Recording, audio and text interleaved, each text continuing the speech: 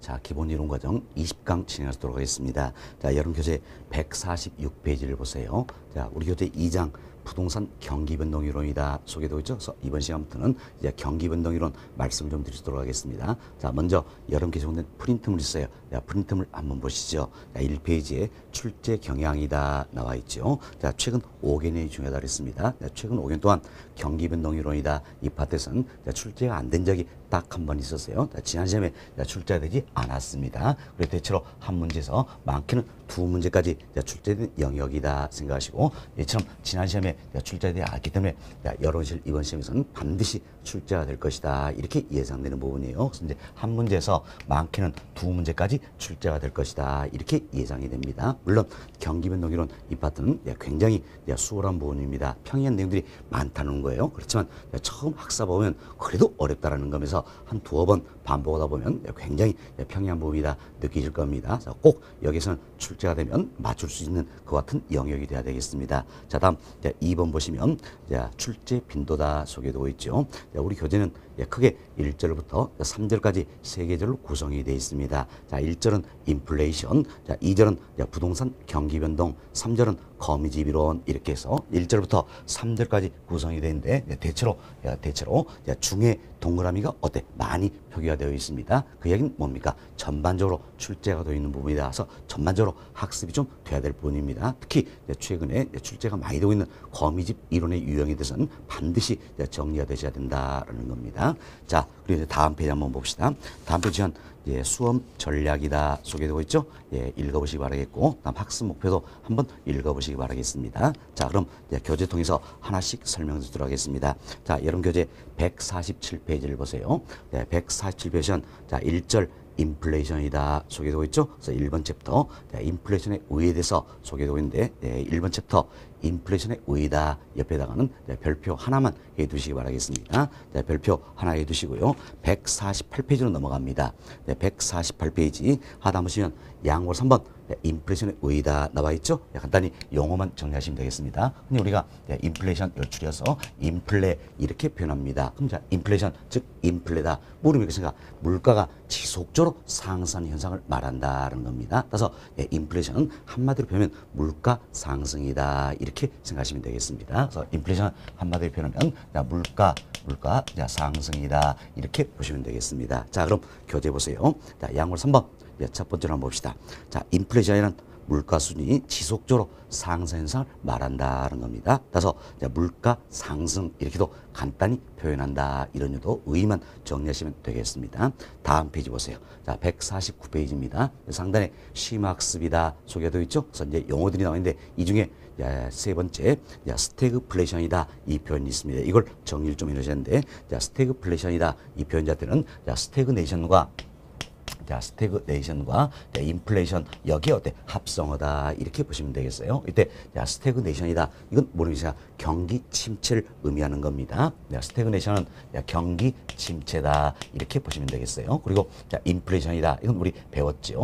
물가 상승이다라는 겁니다. 참 스태그플레이션은 스태그네이션과 인플레이션의 합성어되기 때문에 결국 어때? 경기가 침체함에도 불구하고 경기 침체함에도 불구하고 물가가 상승하는 현상을 말한다 이렇게 생각하시면 되겠습니다. 결국 경기가 후퇴하거나 불황임에도 불구하고 물가가 상승하는 현상 이를 뭐라고 표현합니까? 스태그플레이션이다 이렇게 표현한다는 겁니다. 그래서 이제 여러분 교재 한번 보세요.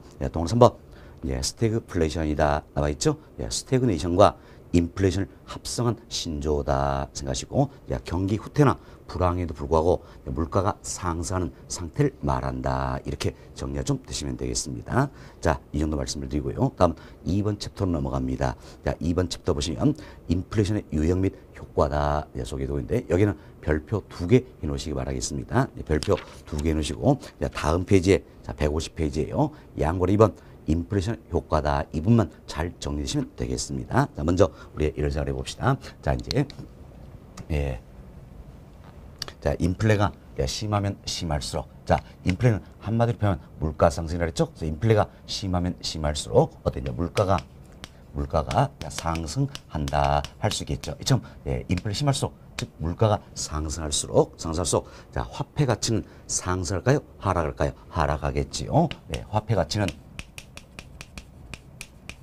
예, 하락한다라는 겁니다. 자, 쉽게 이런 생각을 해봅시다. 자, 이제 우리 배추 한번 생각합시다. 네, 배추 한 포기가 있어요. 네, 배추 한 포기를 5,000원 주고 산다는 이야기예요. 5,000원 주고 샀는데 물가가 상승하다 보니까 이제는 어떻습니까?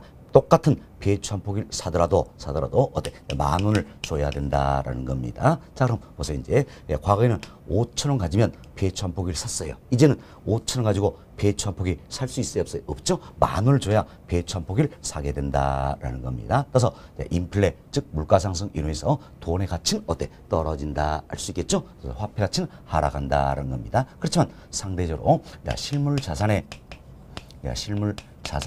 가치는 어때? 상승한다 할 수 있겠죠. 뭐 이 사례를 보니까 어때? 이제 배추 한 포기는 어때? 5,000원에서 10,000원. 이처럼 실물 자산의 가치는 상승한다는 겁니다. 그래서 인플레가 심할수록, 즉 물가가 상승하면 상승할수록 어때? 화폐 가치는 하락하지만 상대적으로 실물 자산의 가치는 상승하게 된다. 이렇게 생각하시면 되겠습니다. 자, 이처럼 인플레가 심하면 심할수록 화폐 가치가 하락하기 때문에 다른 조건이 일자다 가졌을 때 나의 실질 소득은 증가할까요? 감소할까요? 그렇죠. 네, 이로해서 나의 실질 소득은 감소한 셈이 된다는 건 이처럼 실질 소득이 감소하기 때문에 구매력이 저하된다 할 수 있겠죠. 좀 인플레 이로 인해서 결국은 구매력이 저하된다라는 걸 알 수 있겠네요. 자, 이를 가리켜서 우리가 흔히 인플레 위험이다 이렇게 표현하는 겁니다. 근데 인플레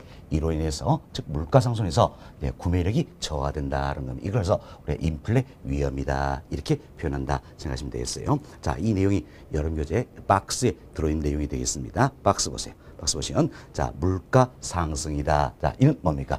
예상보다 인플레가 심한다는 이야기예요. 그래서 화폐 가치는 하락하게 되겠고 실소득이 감소하겠죠. 그래서 구매력이 저하된다는 겁니다. 자, 이를 가리켜서 우리가 인플레 위험이다 이렇게 표현했습니다. 다음 동그라미 1번 내용입니다. 동그라미 1번은 우리가 이런 생각을 해봅시다. 자, 보세요. 인플레가 심하면 심할수록 물가는 상승하겠지요. 물가는 상승한다. 그렇지만 화폐 가치는 하락한다는 이야기예요. 그래서 물가와 화폐 가치 여기는 어떤 관계가 있습니까? 자, 물가가 상승할수록 화폐 가치는 하락한다. 그래서 물가와 화폐 가치 여기는 어때? 반비례 관계에 있다. 이렇게 생각하시고 또 화폐 가치가 하락할수록 상대적으로 실물 자산의 가치는 상승한다 할 수 있겠죠. 예, 이게 동그라미 1번 내용이다. 이렇게 보시면 되겠습니다. 그래서 동그라미 1번 한번 보세요. 자, 물가 상승은 화폐 가치 하락을 초래하므로 자 보세요. 네, 자, 물가가 상승한다. 인플레가 심하다는 이야기예요. 이는 어때? 화폐 가치의 하락을 초래한다 할 수 있겠죠. 예, 따라서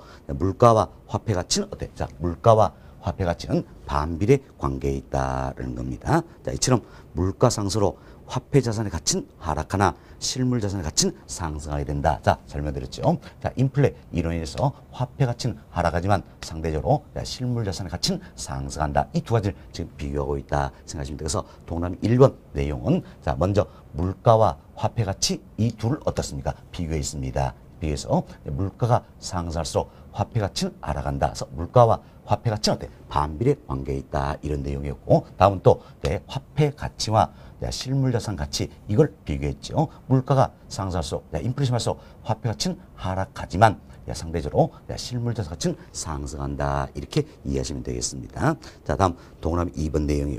동그라미 2번은 이런 생각 합시다. 자, 보세요. 인플레가 발생할수록 화폐 가치는 하락하죠. 따라서 화폐 자산을 보유한 사람들은 유리할까요? 불리할까요? 불리하다는 이야기야. 반면 실물 자산을 보유한 사람은 어때? 유리하다. 이렇게 보시면 되겠습니다. 그래서 부동산은 대표적인 실물 자산이다 할 수 있겠죠. 그래서 자, 부동산 보유자는 어때? 유리하게 된다. 이렇게 생각하시면 되겠습니다. 따라서 인플레가 심할 것이다 예상될수록 어때? 화폐 자산을 갖고 있고 싶어 할까요? 실물 자산을 가지고 있고 싶어 할까요? 그렇죠? 실물 자산을 보유하길 바란다는 이야기예요. 따라서 화폐 경제 효율성이 어때? 저하될 수도 있다. 이렇게 참고하시면 되겠습니다. 자, 그럼 동그라미 2번 봅시다.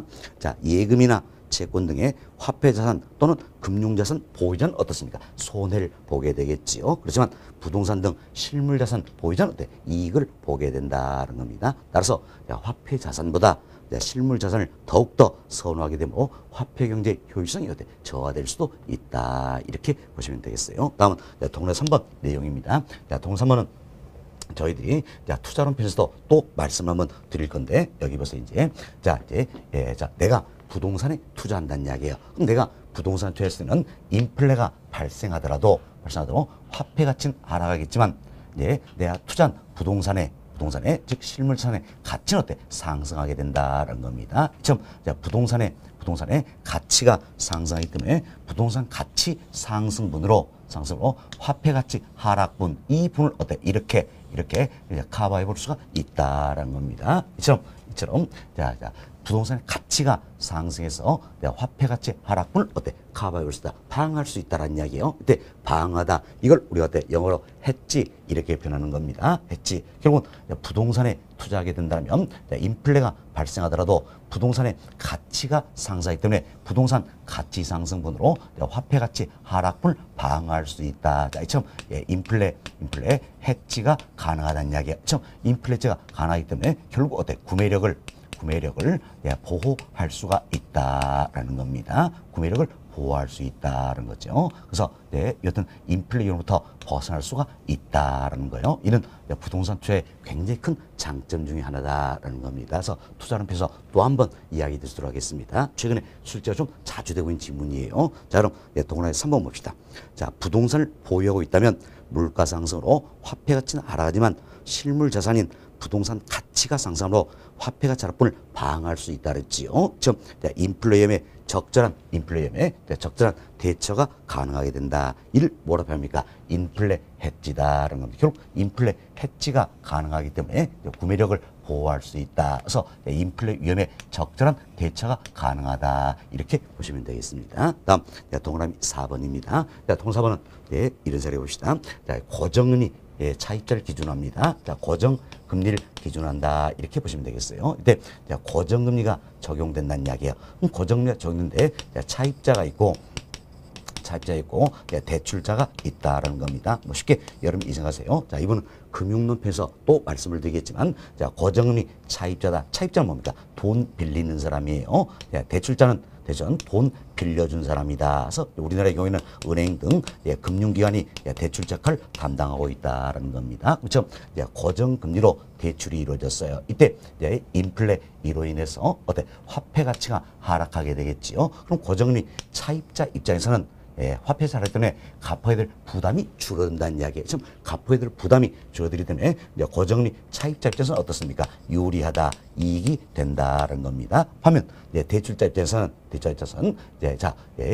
화폐 가치가 하락함으로 인해서 상대적으로 불리하다, 손해를 보게 된다. 이렇게 보시면 되겠어요. 따라서 대출자들은 고정금리로 대출일 걸 선호할까요? 변동금리로 대출일 걸 선호할까요? 그렇죠? 그럼 대출자 입장에서는 변동금리 상품을 선호하게 된다. 이렇게 생각하시면 되겠습니다. 자, 그럼 교재 한번 봅시다. 동그라미 4번. 고정금리 차입자 또는 채무자는 갚아야 될 부분이 줄기 때문에 유리하다, 이익을 보게 된다 그랬습니다. 그렇지만 고정금리 대출자는 손해를 보게 되겠지요. 따라서 대출자는 인플레이엄을 차입자에게 전가시키기 위해서 변동금리 상품을 판매하고자 한다. 참 대출자 입장에서는 변동금리 상품을 판매하고자 한다. 어떻습니까? 고정금리 상품을 판매했을 때 참 인플레 이론에서 불리하다, 손해를 보게 된다는 이야기예요. 그래서 참 불리하다, 손해를 보게 된다는 겁니다. 이걸 차입자에 전가시켜서 대출자 입장에서는 변동금리 상품을 판매하는 걸 선호한다. 이렇게 생각하시면 되겠습니다. 이 정도 이해하시고 이 부분도 금융편에서도 굉장히 출제가 자주 되는 질문이에요. 그래서 금융편에서 또 한번 말씀드리도록 하겠습니다. 결국 저희들이 이번 챕터 인플레이션의 유형 및 효과다. 이게 별표 2개를 제가 표기해 드렸어요. 그런데 그 별표 2개가 결국은 양과 2번 인플레이션 효과의 동그라미 3번, 4번, 2와 관련 내용이에요. 그래서 투자론 편에서 금융편에서 굉장히 또 중요한 부분이고 출제가 자주 되기 때문에 또 그때 말씀을 더 드리도록 하겠습니다. 자, 이렇게 해서 설명을 좀 드렸고요. 다음은 우측 페이지 봅시다. 151페이지 보세요. 하단에 예제가 들어있지요. 자, 27회 때 출제했던 문제가 되겠는데 어려운 내용은 아닙니다. 우리 다 설명드렸어요. 자, 부동산 시장에 영향을 미친 요인 중 하나로 불황과 물가 상승이 동시에 나타나는 현상이다라는 겁니다. 자, 불황 이게 뭡니까? 스태그네이션이었지요. 다음 물가 상승 인플레이션이다. 그럼 불황과 불황과 물가 상승이 동시에 나타난다는 이야기예요. 그래서 스태그네이션과 인플레이션의 합성을 쓰죠. 뭡니까? 스태그플레이션이다 생각하시면 되겠죠. 우리 용어 정리했었죠? 스태그플레이션이다. 따라서 답은 몇 번입니까? 2번 이렇게 보시면 되겠습니다. 자, 이렇게 해서 저희들이 이제 1절 인플레이션이다. 이 부분은 간단히 말씀을 좀 드렸습니다. 이 정도로만 정리해도 우리 시험은 크게 문제되지 않을 겁니다. 자, 이제 2절로 넘어갑니다. 자, 여러분 교재 152페이지를 보세요. 네, 152페이지는 자, 2절 자, 부동산 경기 변동이다 소개되고 있는데 자, 먼저 1번 챕터입니다. 자, 1번 챕터는 부동산 경기다. 네, 옆에다가 별표 하나 해두시고요. 네, 별표 해두시고 설명을 좀 들어보시기 바라겠습니다. 흔히 우리가 이제 부동산 경기다 이렇게 표현합니다.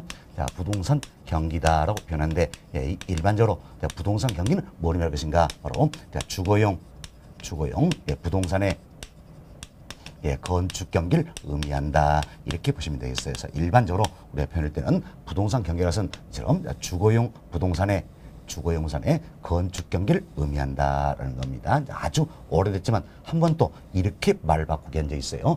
부동산 경기란 주거용 부동산의 재건축 경기를 의미한다. X 잘못되어 있죠. 재건축 경기입니까? 건축 경기입니까? 그렇죠. 건축 경기다. 이렇게 생각하시면 되겠어요. 건축 경기다. 생각하시고 자, 이 같은 부동산 경기도 우리가 협의의 부동산 경기, 광의의 부동산 경기, 최광의의 부동산 경기 나눠볼 수가 있다라는 겁니다. 이때 우리가 이제 자, 주거용 부동산의 부동산의 건축 경기 이것만 가리켜서 흔히 자, 협의의 부동산 경기다 이렇게 표현합니다. 다음은 자, 이 같은 자, 협의의 부동산 경기 여기에다가 자, 상공업용 부동산의 건축 경기 여기까지를 포함시킵니다. 자, 여기까지를 포함시켜서 넓은 의미 광의의 부동산 경기다 이렇게 표현하고요. 다음은 이것은 광의의 부동산 경기 여기에다가 토지 경기까지를 포함을 시킵니다. 토지 경기까지를 포함시켜서 아주 넓은 의미의 부동산 경기다 이렇게 표현하는 겁니다. 그래서 흔히 우리가 최광의의 부동산 경기다 이렇게 표현한다는 겁니다. 그래서 이제 학자에 따라서는 이처럼 부동산 경기도 협의의 부동산 경기, 광의의 부동산 경기, 최광의의 부동산 경기 이렇게 구분하기도 하지만 참고로 하시고 여튼 부동산 경기는 뭘 이야기합니까? 일반적으로 주거용 부동산의 건축 경기를 말한다. 이렇게 이해해 주시면 되겠습니다. 자, 이 내용이 양고래 1번에 나와 있는 내용이에요. 양고래 1번 지문 한번 봅시다. 자, 첫 번째로 보세요. 자, 일반적으로 부동산 경기란 주거용 부동산의 건축 경기를 말한다라는 겁니다. 동그라 1번. 예. 자, 협의의 부동산 경기는 뭡니까? 주거용 부동산의 건축 경기지요. 동그라 2번. 광의의 부동산 경기는 자, 주거용 부동산 건축 경기에 상공용 부동산 건축 경기 여기까지 포함한 개념이죠. 결국 협의의 부동산 경기에 상공업용 부동산의 건축 경기 여기까지 포함해서 우리가 광의의 부동산 경기다 이렇게 표현하는 겁니다. 동사 3번 최광의의 부동산 경기라는 것은 자, 주거용 부동산 건축 경기에 상공업용 부동산 건축 경기를 포함시키고 여기에 토지 경기까지 포함시켜서 설명하는 개념이다라는 거죠. 결국 최광의의 부동산 경기로서 어떤 이제 광의의 부동산 경기 여기 어때 토지 경기까지 포함한 개념이다. 결국 이 모두를 포함한 게 돼 최광의의 부동산 경기다 이렇게만 이해하시면 되겠습니다. 다음 양고래 2번 내용이에요. 자, 양고래 2번은 자, 우리 예를 잡시다. 자, 부동산 경기를 구성하고 있는 시계열 자료에는 크게 네 가지가 반영이 되어 있습니다. 자, 먼저 추세 변동이라는 게 있고요. 다음은 순환 변동이라는 게 있습니다. 그리고 계절 변동, 다음은 불규칙 변동이다. 이처럼 네 가지가 반영이 되어 있다. 이렇게 생각하시면 되겠습니다. 자, 뭐가 있습니까? 추세 변동, 순환 변동, 계절 변동, 불규칙 변동 네 가지가 반영이 되어 있다 생각하시고 자, 이 네 가지를 학자에 따라서는 이렇게도 구분합니다. 자, 순환적 변동과 비순환적 변동이다 이렇게 구분하게 된다는 이야기예요. 근데 자, 순환적 변동이다. 자, 이는 어떤 이 넷 중에 뭘 의미할까요? 당연히 순환 변동 이걸 의미하겠지요.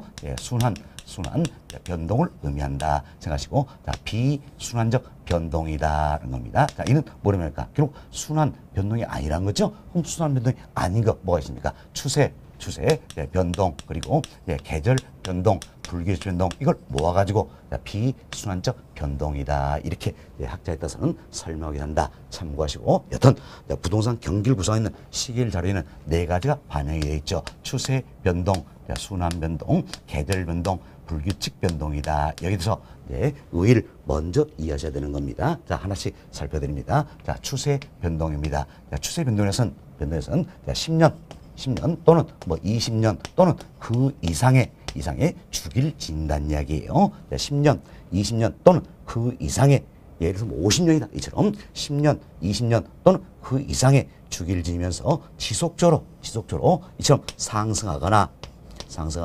지속적으로 하강하는 이와 같은 현상을 말한다라는 겁니다. 자, 그럼 보세요. 지속적이다. 이 표현이 들어가면 어떻습니까? 하나의 추세를 이룬다 할 수 있겠죠. 좀 지속적으로 상승한다는 이야기. 그럼 어때? 하나의 추세를 이루고 있다. 또 지속적으로 하강한다. 어때? 하나의 추세를 이루고 있다 할 수 있겠죠. 그래서 좀 지속적 이 표현이 들어가면 결국 뭡니까? 추세 변동이다 생각하시면 되겠습니다. 좀 추세 변동은 10년, 20년 또는 그 이상의 주기를 지니는 기간이 길죠. 그래서 흔히 추세 변동을 우리가 장기 변동이다 이렇게도 표현하는 겁니다. 다음 순환 변동이라는 게 있어요.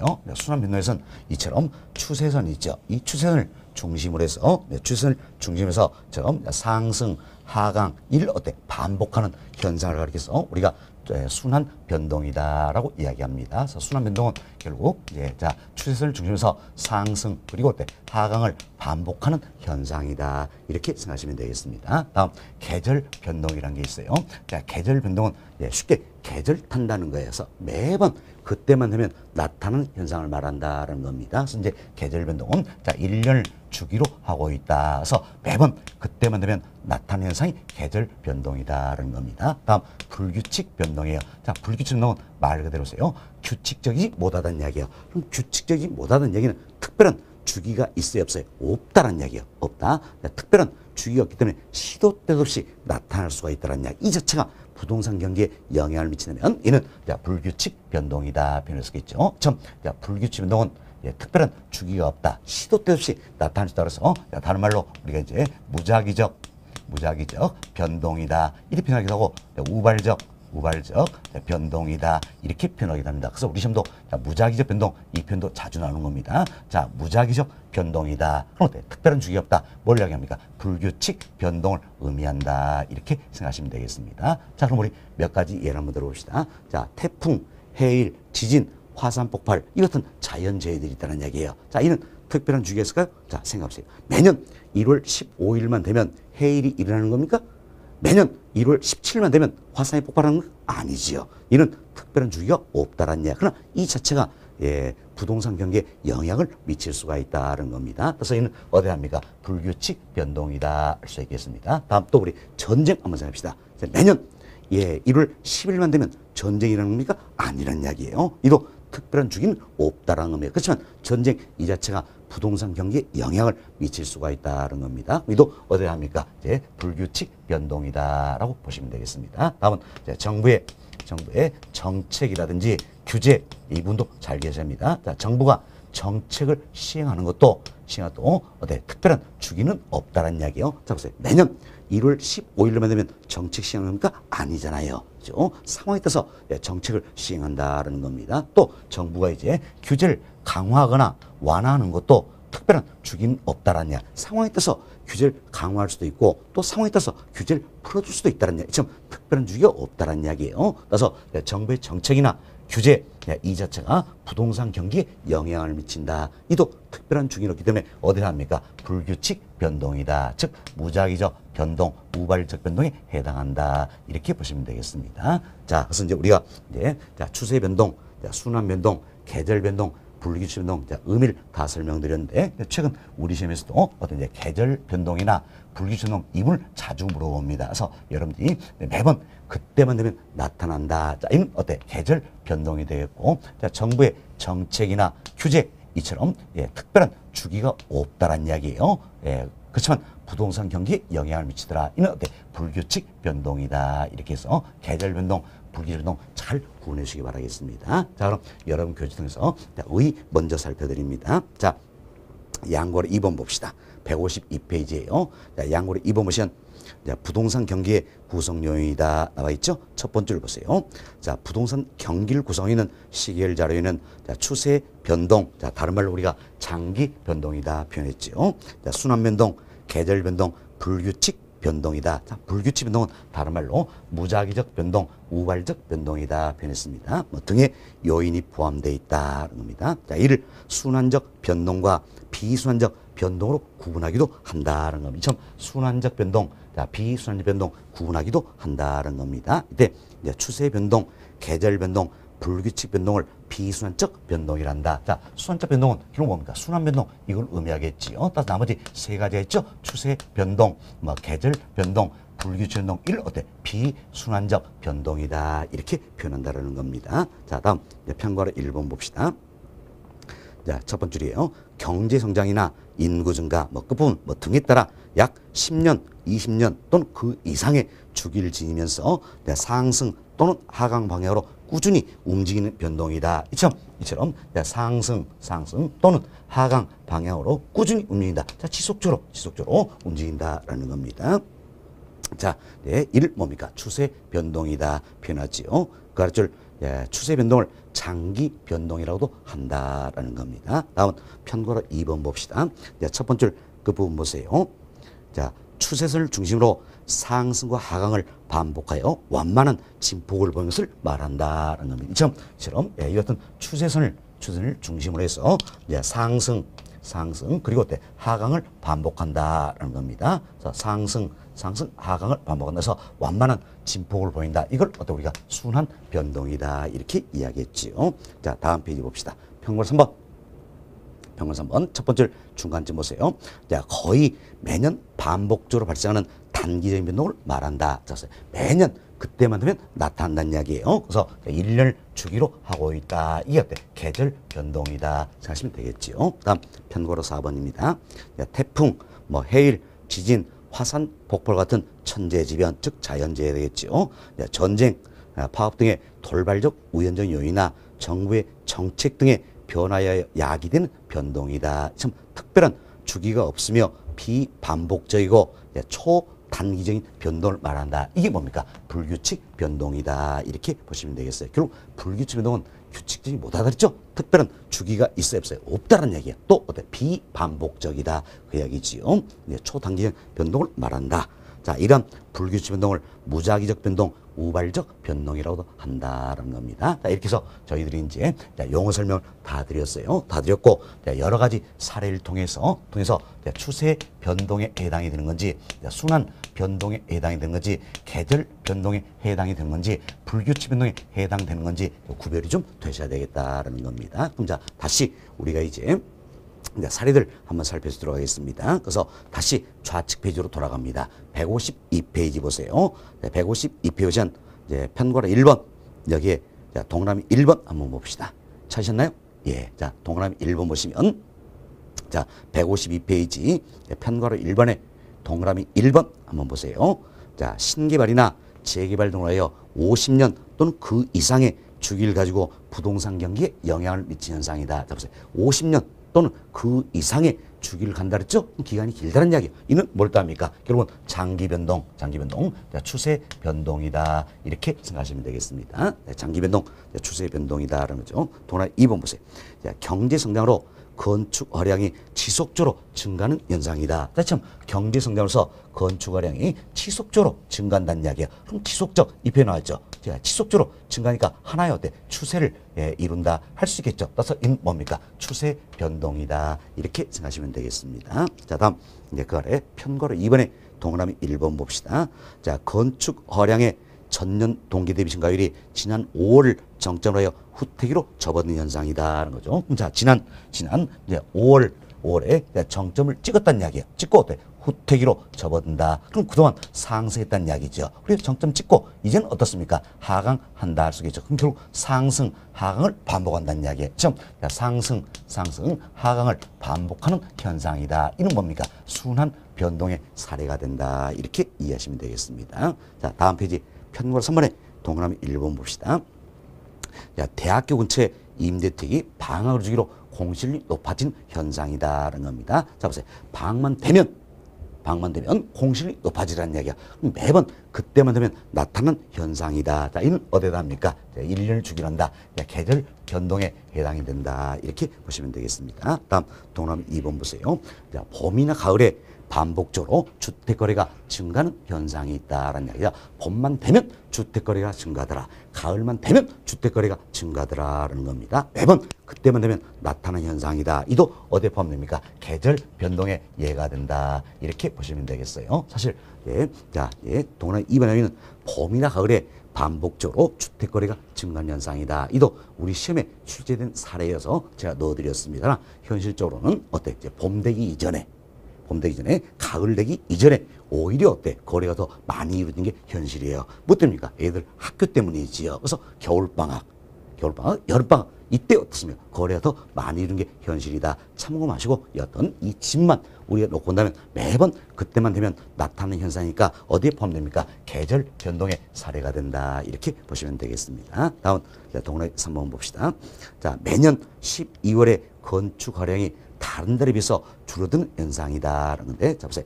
매년 12월만 되면 건축 허량이 다른 달에 비해서 줄어든다는 이야기야. 이도 어때? 매번 그때만 되면 나타나는 현상이다. 할 수 있겠죠? 따라서 어디 합니까? 계절 변동의 사례가 된다. 이렇게 보시면 되겠습니다. 자, 다음 편고로 4번에 동그라미 1번 봅시다.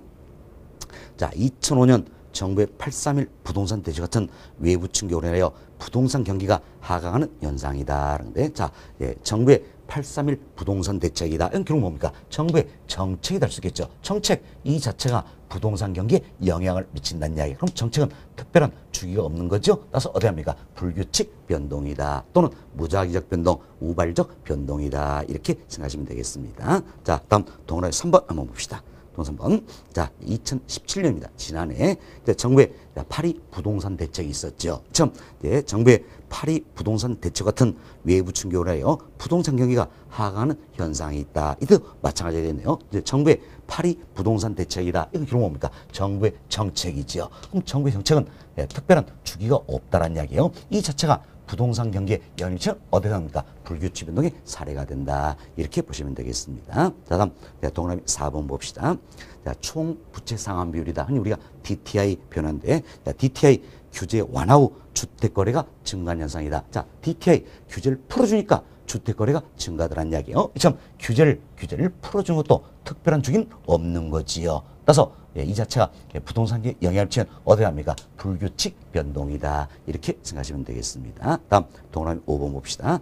자, 일시적인 정부 규제 완화로 건축 허량이 증가하는 현상이다. 그런데 자, 일시적이다. 이것만 보더라도 특별한 주기는 없다라는 거지요. 또한 정부의 규제 완화다. 역시 규제를 풀어준다는 이야기예요. 이 자체도 특별한 주기가 없다. 어느 쪽을 보더라도 그럼 뭡니까? 불규칙 변동의 사례가 된다. 할 수 있겠지요. 다음 동그라미 6번 봅시다. 가격 거품으로 건축 허량이 급격히 증가하는 현상이다라는 건데, 자 보세요. 가격 거품 이 자체도 특별한 주기는 있어요, 없어요? 없다라는 이야기예요. 없다. 따라서 어디 합니까? 불규칙 변동의 사례가 된다. 이렇게 보시면 되겠습니다. 그래서 제가 앞서도 말씀드렸지만 계절 변동, 불규칙 변동 어디 많이 묻고 있기 때문에 우리 교재도 사례들 많이 넣어드렸습니다. 이 사례를 통해서 여러분들이 계절 변동에 해당이 되는 건지 불규칙 변동에 해당이 되는 건지 이걸 잘 구별해 주시면 되겠다라는 겁니다. 그리고 어떤 또 다른 사례가 나온다 할지라도 매번 그때만 되면 나타난다는 이야기예요. 이는 어디에 해당합니까? 계절 변동 사례에 해당한다 보시면 되겠고, 특별한 주기가 없다는 이야기예요. 그래서 정부의 정책이나 규제 이처럼 특별한 주기가 없다. 이 자체가 부동산 경기에 영향을 미치는 어디입니까? 불규칙 변동에 해당한다. 이렇게 해서 잘 정리해 주시면 되겠습니다. 자, 다음은 2번 챕터로 넘어갑니다. 자, 153페이지 하단이에요. 자, 2번 챕터 보시면 부동산 경기 변동이다 소개했는데, 먼저 양보로 1번 내용입니다. 이를 통해서 우리가 용어 정리를 좀 할 수 있도록 하겠습니다. 자, 여기 보세요. 여기 보시면 부동산 경기를 구성하는 시계열 자료에는 4가지가 들어있다 이야기 드렸죠? 4가지. 자, 뭡니까? 추세 변동, 추세 변동, 순환 변동, 계절 변동, 불규칙 변동이다. 이 네가 들었는데 먼저 계절 변동을 제거시킵니다. 다음 불규칙 변동을 제거시킵니다. 그리고 추세 변동도 제거시킨다는 이야기예요. 그럼 딱 하나 남아있죠. 뭐 남아있습니까? 순환 변동 하나 남아있다는 겁니다. 순환 변동 이것만 고려하겠다는 이야기예요. 그럼 그런 어때? 추세 변동도 제거시켰으니까 처음 추세선은 지속적으로 상승한다. 지속적으로 하강한다 할 수가 없다라는 이야기예요. 왜? 추세 변동 다 제거시켜버렸잖아요. 다 제거시켰으니까 추세선은 지속적으로 상승한다, 지속적으로 하락한다 할 수가 없다는 이야기입니다. 결국 추세선은 영선이 되겠다는 겁니다. 영선인 추세선을 중심으로 해서 그래서 우리 순환 변동 이것만 고려한다는 이야기예요. 상승하고 하강하는 현상이다라는 겁니다. 그럼 추세선을 중심으로 해서 상승 그리고 하강을 반복하는 현상이 있다라는 겁니다. 이를 가리켜서 우리가 이제 부동산 경기 변동이다 이렇게 이야기하는 겁니다. 따라서 우리나라에서는 경기 변동을 설명할 때 뭐만 고려합니까? 바로 여기 있는 순환 변동 이것만 고려한다는 이야기예요. 순환 변동 이거 하나만 고려한다. 따라서 우리나라에서는 경기 변동 이 용어 자체가 어때? 경기 순환 이와 같은 의미가 돼버린다. 그래서 혼용해서 쓰고 있다. 이렇게 보시면 되겠어요. 여하튼 우리나라에서는 경기 변동을 설명할 때 뭐만 고려합니까? 순환 변동 이거 하나만 고려를 하고 있다라고 보시면 되겠습니다. 그래서 영선인 추세선을 중심으로 해서 상승, 하강 이럴 때 반복하는 현상이 바로 뭡니까? 부동산 경기 변동이다. 이렇게 생각하시면 되겠습니다. 다음은 용어 몇 가지 정리할 수 있도록 하겠습니다. 여기 보세요. 여기는 경기가 가장 안 좋은 점이죠. 선이 저점 이래 표현하고 여기도 경기가 가장 안 좋은 점이다. 그래서 어때? 저점 표현할 수가 있겠죠. 다음 여기는 경기가 가장 좋은 점이라는 이야기에서 어때? 정점. 다음 저점에서 정점에 이르는 이 기간이 있다는 이야기예요. 잘 보세요. 저점에서 정점에 이르는 이 기간이 있다라는 겁니다. 저점에서 정점에 이르는 이 기간은 어때? 부동산 경기가 좋아진다 할 수 있겠죠. 경기가 좋아진다 해서 이 기간을 가려서 우리가 확장 국면이다 이렇게 이야기합니다. 확장 국면 또는 어때? 팽창 국면이다 이렇게 표현합니다. 다음은 이제 정점에서 저점 1위까지 이 기간이 있다는 이야기예요. 정점에서 저점 1위까지 이 기간이 있다. 이 기간에는 경기가 좋아집니까? 안 좋아집니까? 안 좋아지죠. 경기가 안 좋아진다. 이런 의미에서 이 기간을 어떠냐? 수축 국면이다라고 표현 또는 위축 국면이다 이렇게 표현한다라는 겁니다. 다음 저점에서 다시 저점에 이르기까지 기간이 있다는 이야기예요. 이처럼 저점에서 다시 저점에 이르기까지 기간이 있다는 겁니다. 보세요. 그럼 저점에서 다시 저점까지 하면 한 바퀴 돌았다 할 수 있겠죠. 그래서 이를 순환했다는 겁니다. 순환에 따라서 저점에서 저점까지 기간 이것서 우리 흔히 순환 주기다 이렇게 표현해요. 또는 줄여서 주기 이렇게 표현합니다. 그래서 순환 주기라는 것은 일 순환하는데 소요되는 기간을 의미한다는 겁니다. 일 순환하는데 소요되는 기간을 의미하는 거죠. 그래서 저점에서 저점까지도 어때 순환 주기다 할 수 있겠죠. 그러면 정점에서 다시 정점에 이르기까지 기간도 어때? 일순환했죠? 순환 주기다 표현할 수 있겠고, 이것은 추세선을 중심으로 해서, 이 추세선을 중심으로 해서 상승, 하강, 다시 상승해서 추세선에 이르기까지 이 기간도 어때? 이 기간도 순환 주기다 할 수 있겠죠. 한 바퀴 돌았으니까. 여튼 순환 주기라는 것은 일 순환하는데 소요되는 기간을 의미한다. 이렇게 생각하시면 되겠습니다. 다음은 여기 보세요. 정점이 있습니다. 정점과 저점이 있죠. 저점. 이 사이에 폭이 있다라는 이야기예요.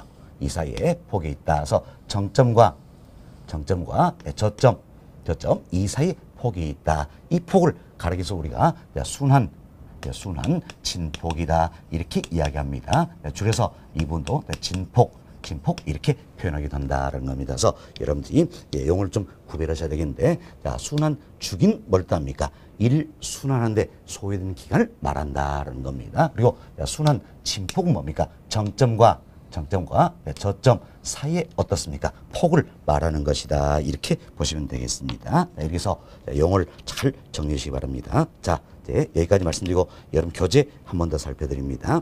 자, 153페이지 보세요. 하단에 2번 챕터 부동산 경기 변동이다 소개되어 있죠.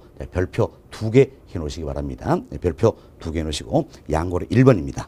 첫 번째를 자 부동산 경기 변동이란 부동산 시장이 일반 경기 변동처럼 추세선을 중심으로 상승과 하강 국면이 반복되는 상을 말한다는 거죠. 이처럼 추세선 이걸 중심으로 해서 어떤 상승 그리고 하강을 반복하는 현상 이걸 가려서 우리가 부동산 경기 변동이다 이렇게 설명드렸습니다. 다음 동그라미 1번입니다. 자 용어 정리합시다. 자 정점입니다. 정점은 중간쯤 보세요. 경기가 최고조에 있는 시기를 말한다. 참 경기가 가장 좋은 점 여기가 뭡니까? 정점이다 이렇게 보시면 되겠습니다. 다음 페이지 봅시다. 다음 페이지는 동그라미 2번 저점이다 소개되고 있는데 중간쯤에 경기가 최저에 이르는 시기를 말한다. 참 경기가 가장 안 좋은 시기가 뭡니까? 저점이다 할 수 있겠죠. 다음 동그라미 3번 봅시다. 자 확장 국면입니다.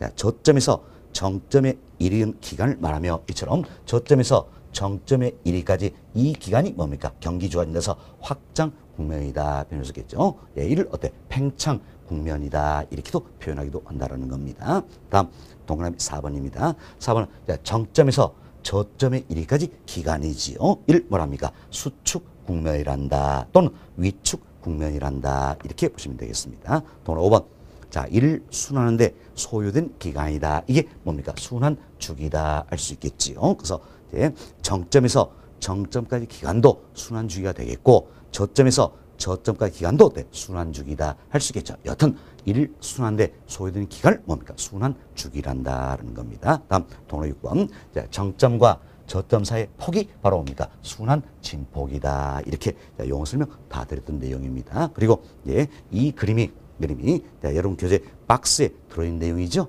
박스는 참고하시면 되겠습니다.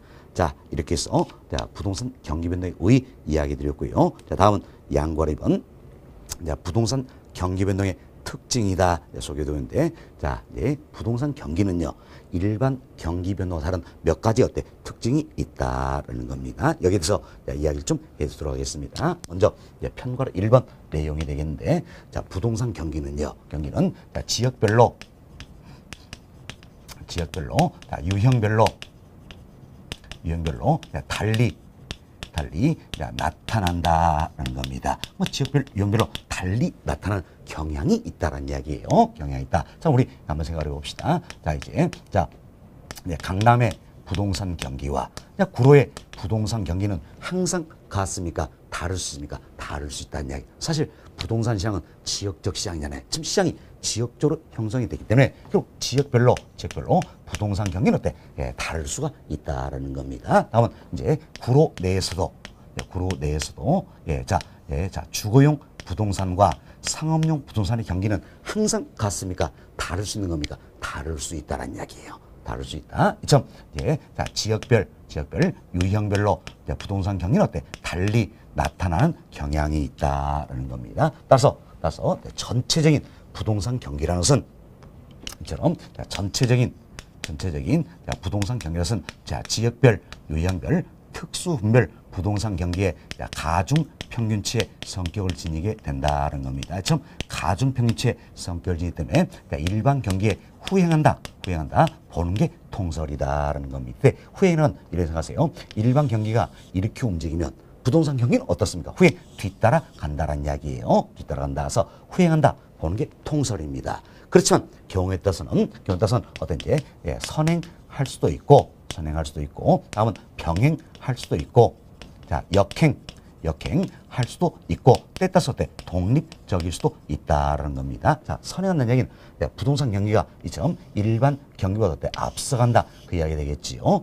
병행한다는 얘기는 같이 움직인다는 이야기고 역행한다는 얘기는 정반대로 움직인다 이런 의미가 되겠습니다. 여튼 부동산 경기라는 것은 지역별, 유형별로 달리 나타나는 경향이 있다는 겁니다. 그래서 전체적인 부동산 경기는 지역별, 유형별, 특수분별 부동산 경기에 가중평균치의 성격을 지니기 때문에 일반 경기에 일반 경기에 후행한다 보는 게 통설이라는 이야기예요. 그렇지만 경우에 따라서는 일반 경기에 선행할 수도 있고 병행할 수도 있고 역행할 수도 있고 때에 따라서 독립적일 수도 있다. 이렇게 생각하시면 되겠습니다. 자, 그럼 또 우리가 이런 예를 한번 들어봅시다. 자, 일반 경기가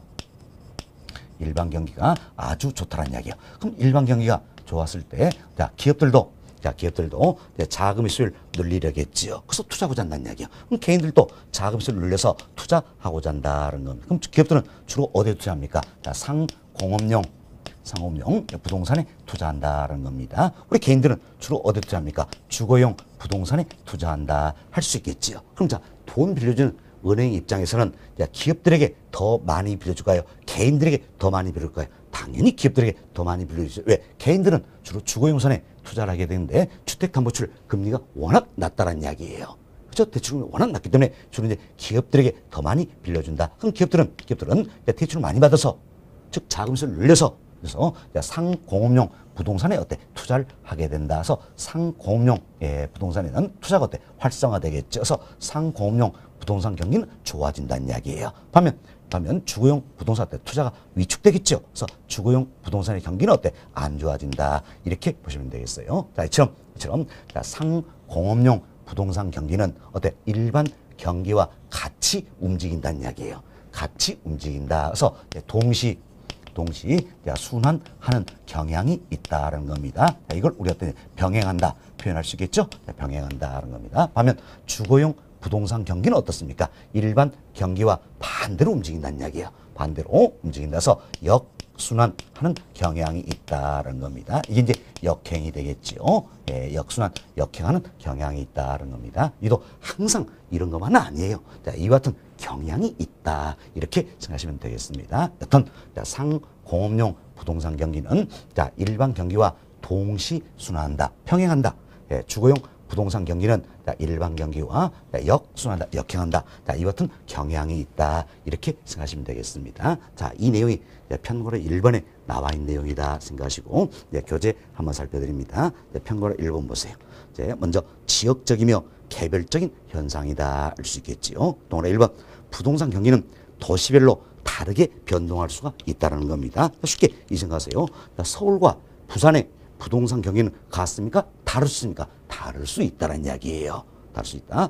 그 다음 주 보시죠. 같은 도시라도 도시 안의 지역에 따라 다른 변동 양상을 보일 수도 있다는 이야기예요. 자, 보세요. 서울이랄지라도 강남이냐 구로냐 이처럼 지역에 따라 부동산 경기는 경기는 달리 나타날 수가 있다라는 겁니다. 이렇게 이해하시면 되겠습니다. 다음 동그라 2번 설명드렸죠. 부동산 경기는 지역이나 부동산 유형에 따라 각각 다른 변화 특성을 나타내는 경향이 있다. 그래서 지역별 유형별로 달리 나타나는 경향이 있다라는 겁니다. 따라서 전체적인 부동산 경기는 지역별, 유형별, 특수, 분별 등의 가중평균치의 성질을 지닌다는 겁니다. 또 3번 가중평균적인 부동산 경기는 일반 경기에 후행하는 것이 통설이지만 이처럼 후행하는 게 통설이라는 이야기예요.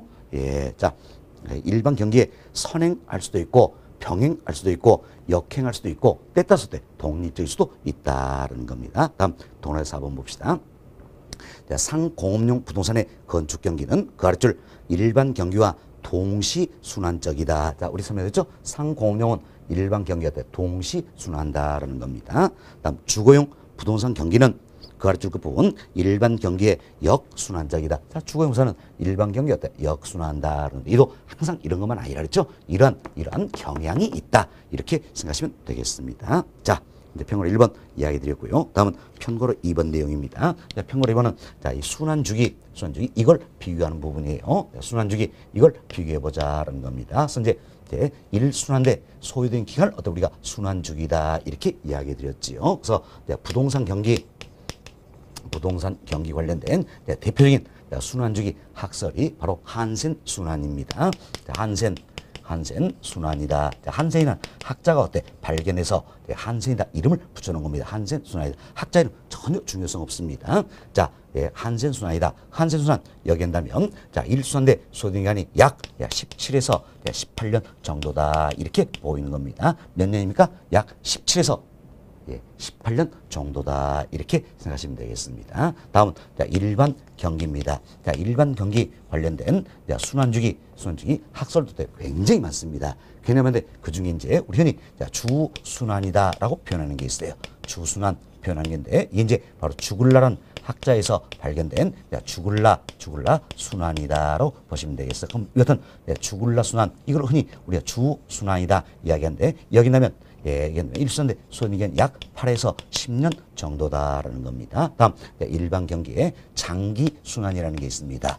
장기 순환이다라는 건데 장기 순환은 콘트라티프라는 학자가 발견에 따라서 콘트라티프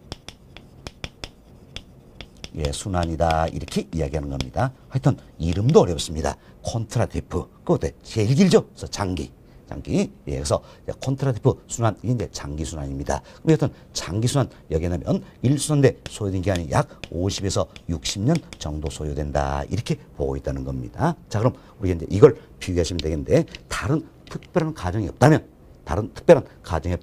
자 부동산 경기의 순환 주기는 자 일반 경기의 주순환과 비교하는 겁니다. 주순환 이것과 비교한다라는 겁니다. 자, 그래서 이제 부동산 경기의 순환 주기는 한센순환 연다면 약 17에서 18년 정도였지요. 반면 일반 경기의 주순환은 어떻습니까? 약 8에서 10년 정도다라는 겁니다. 그럼 잡으세요.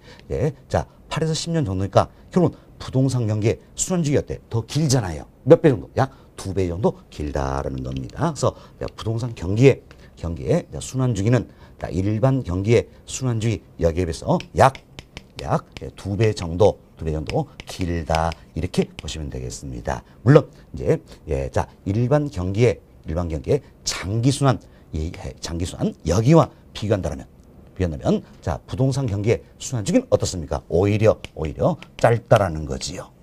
짧다. 자 이렇게 생각하시면 되겠어서 여러분들이 잡으세요. 자 일반 경기의 장기 순환 약 50년, 60년이잖아요. 여기에 비해서는 부동산계 순환주기 17, 18년이니까 오히려 어때? 더 짧다라는 거예요. 그래서 여기서 여러분들이 학자 이름 중요성 하나도 없습니다. 하나도 없고, 자, 수치 중요성 하나도 없어요. 그럼 우리가 이 내용에서 결론만 잘 이해하시면 되겠습니다. 이 결론만 잘 이해하세요.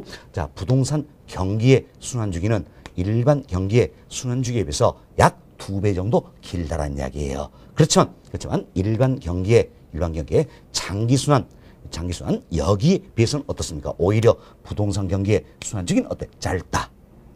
이렇게 결론만 잘 이해하시면 되겠습니다. 자 그럼 여러분 교재 보세요. 평고로 2번 순환 주기입니다. 자 부동산 경기는 일반 경기에 비해 순환 주기가 약 2배 정도 길다는 이야기예요. 그렇지만 일반 경기의 장기 순환인 콘트라티브 순환보다는 오히려 어떻습니까? 짧다. 이렇게 결론만 이해하시고 다음 페이지 상단에 박스에 제가 말씀드린 이 내용들이 들어있어요. 그런데 전혀 신경 쓸 필요 없습니다. 결론만 잘 이해하시면 되겠습니다. 다음 평고로 3번 순환 진폭이다 소개되고 있는데 자 이분도 우리가 이제 자 부동산 경기와 일반 경기 비교하시면 되겠습니다. 자 순환 진폭은 뭘 이야기합니까? 정점과 저점 사이 폭을 의미한다라고 보시면 되겠습니다. 자, 그럼 우리가 이런 예를 한번 들어봅시다. 자, 일반 경기가 이게 좋습니다. 좋기 때문에 내가 가진 땅에다가 오피스텔 하나 지어서 분양하면 너무너무 잘 될 것 같아요. 그래서 내가 오피스텔 짓기 시작합니다. 짓는데 오피스텔 총 20층짜리입니다. 20층짜리인데 10층 이렇게 지금 지었어요. 10층까지 올라갔어요. 올라갔는데 일반 경기가 정점을 찍고 자, 이처럼 일반 경기가 정점 찍고 돌아서더란 이야기예요. 그럼 그때 나는 어떻게 합니까? 자, 오피스텔 짓던 거 멈추고 휘장막 쳐놓겠죠? 그리고 또 플랜카드 걸어놓습니다. 경기 좋아지면 다시 짓겠습니다. 이런 겁니까? 아니죠. 그냥 계속 지어간다는 이야기였죠. 따라서 일반 경기는 정점 찍고 돌아서야만 부동산 때 그대로 간다라는 겁니다. 그럼 우리가 이런 생각하니까 일반 경기의 정점보다 부동산 경기의 정점은 어떻습니까? 더 높다는 걸 알 수 있겠지요. 그래서 부동산 경기는 일반 경기에 비해서 정점은 더욱더 높다라는 이야기예요. 그리고 또 부동산 경기는 한번 불황의 늪에 빠지면 쉽게 헤어나지를 못한다는 이야기예요. 그래서 저점은 더욱더 깊다라는 겁니다. 그럼 처음 부동산 경기는 일반 경기에 비해서 정점은 더 높고 저점은 더 깊다는 이야기는 결국 뭡니까? 순환 지폭이 크다는 걸 알 수 있겠죠. 자, 이분도 결론만 잘 이해하시면 됩니다. 자, 부동산 경기의 순환 진폭은 어때? 일반 경기의 순환 진폭보다 크다는 이야기. 크다. 뭐 때문일까요? 바로 부동산 시장이 어때? 불안정하죠. 그래서 일반 경기에 민감하게 대응하지 못하기 때문이다. 만약에 부동산 경기가 일반 경기에 민감하게 대응한다면 일반 경기 정점 찍으면 바로 부동산 정점 찍어야 되겠죠. 그렇지만 일반 경기에 민감하게 대응하지 못하기 때문에 결국 이제 부동산 경기의 순환지폭은 일반 경기에 비해서 크다. 이렇게 생각하시면 되겠습니다. 자, 이 내용이 편고로 3번 내용이에요. 첫 번째 봅시다. 부동산 경기는 일반 경기에 비해 정점은 더 높고 저점은 더 깊어. 순환지폭이 크다. 자, 이는 부동산 경기가 일반 경기에 민감하게 작용하지 못하기 때문이다. 참고하시고 결론만 잘 인식을 하겠습니다. 자, 부동산 경기의 순환지폭은 일반 경기의 순환지폭보다 크다. 결론만 잘 이해하시기 바랍니다. 다음 편과로 4번입니다. 순환 국면입니다. 자, 부동산 경기는 일반 경기에 비해 주기 순환 국면이 뚜렷하거나 일정치 않는 경향이 있다라는 겁니다. 즉 주기의 순환 국면이 불규칙이고 불명확하게 나타나는 경향이 있다라고 참고하시면 되겠습니다. 다음 동그라미 2번 내용이에요. 부동산 경기는 일반 경기에 비해 확장 국면과 수축 국면 간의 차이가 큰 특징을 갖는 경향이 있다는 거죠. 우리 다음 시간에 또 설명을 드리겠지만 이처럼 확장 국면과 수축 국면 자, 여기에 차이가 더 크다는 이야기예요. 이와 같은 특징이 있다. 이렇게 보시면 되겠습니다. 자, 다음 시간에 이분 더 구체적으로 이야기 드릴 겁니다. 다음 동그라미 4번 내용입니다. 자, 동그라미 4번은 우리가 이런 식으로 해봅시다. 자, 부동산 경기는 회복은 서서히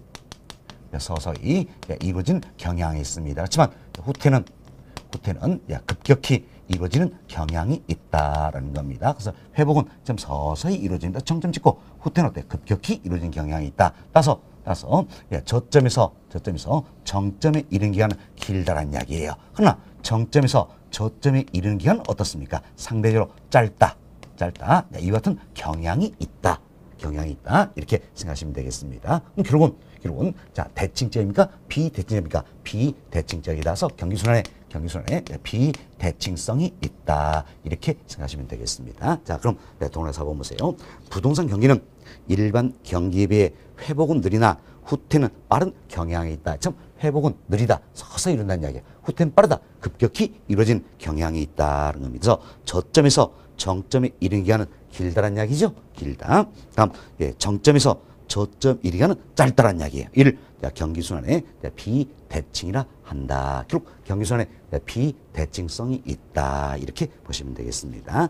자, 이렇게 해서 저희들이 이제 부동산 경기 변동의 특징이다. 일반 경기 변동과 다른 몇 가지 특징들 살펴드렸습니다. 이런 정도만 우리 교육통에서 이해가 좀 되시면 되겠네요. 이번 시간 여기까지 이렇게 말씀드리고 다음 시간에는 약물 3번 부동산 경기 변동의 순환 국면이다. 여기서부터 계속해서 설명드리도록 하겠습니다.